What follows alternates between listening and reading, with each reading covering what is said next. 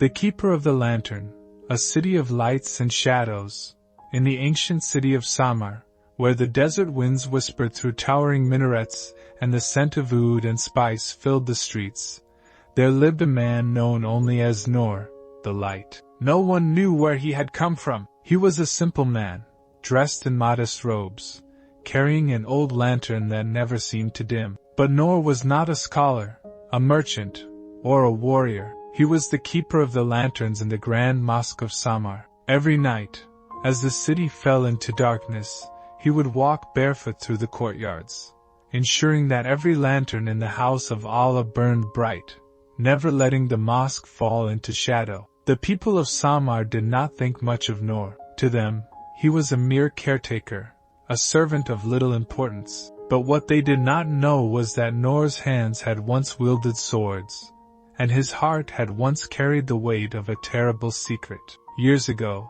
before he came to Samar, Noor was known as Malik ibn Asad, a feared warrior who had fought in countless battles. He had been a commander, a man who sought glory and victory above all else. To him, strength was the measure of a man, and faith was something only the weak clung to. But one fateful night, after a great battle, he stood alone on a battlefield littered with the fallen. He had won, he had conquered, and yet, as he looked at the lifeless faces of his enemies and his own men alike, an unbearable emptiness consumed him. "What have I gained?" he whispered to the wind. "What have I become?"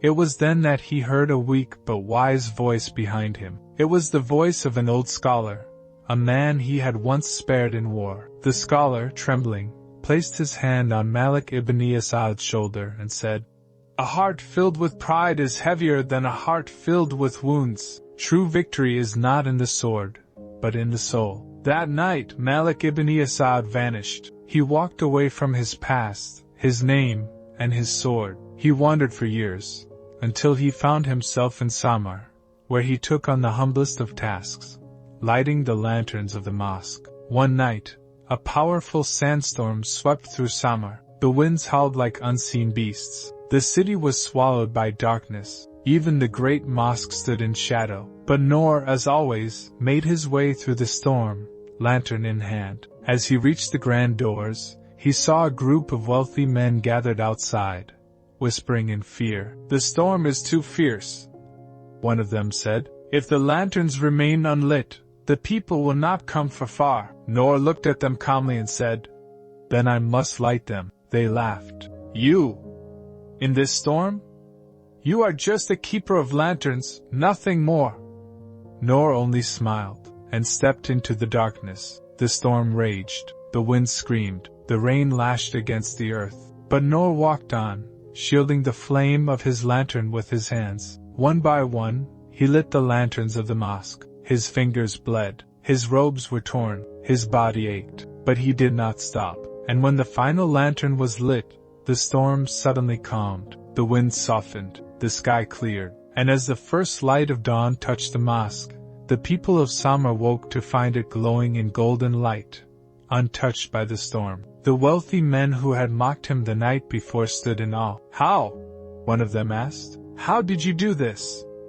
Noor, exhausted but at peace, smiled and said, "Because faith is the light that no storm can extinguish." A few nights later, Noor was sweeping the courtyard when a group of strangers entered the mosque. They were warriors, their swords gleaming under the lantern light. The leader of the group, a young prince, stepped forward and looked at Noor closely. "You are Malik ibn Asad." Noor's heart stilled. The past he had left behind had found him. The prince stepped closer. "We have been searching for you for years. Our kingdom is at war. We need your sword. The people need you." A silence fell. The warriors waited for Noor to answer. Finally, Noor raised his eyes to them and said, "I once believed that war was the greatest battle, but now I know the greatest battle is within the heart. I will not pick up the sword again. I serve a different cause now." The warriors scoffed. "So you would rather light lanterns than fight for your people?"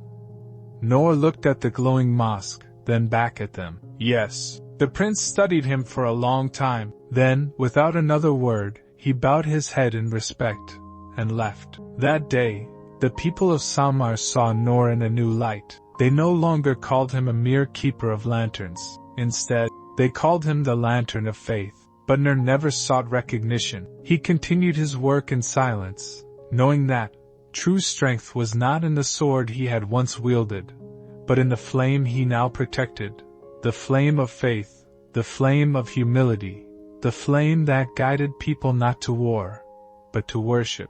And so, long after Noor had passed, the Mosque of Samar remained known as the Mosque of Light, a testament to the man who taught the world that the brightest souls are often found in the humblest of hearts. Moral of the story: true strength is in humility and faith, not power or status. A single act of sincerity can light up the lives of many. Storms will come, but the light of faith can never be extinguished. Sometimes, the greatest battle is not fought with swords, but within the soul.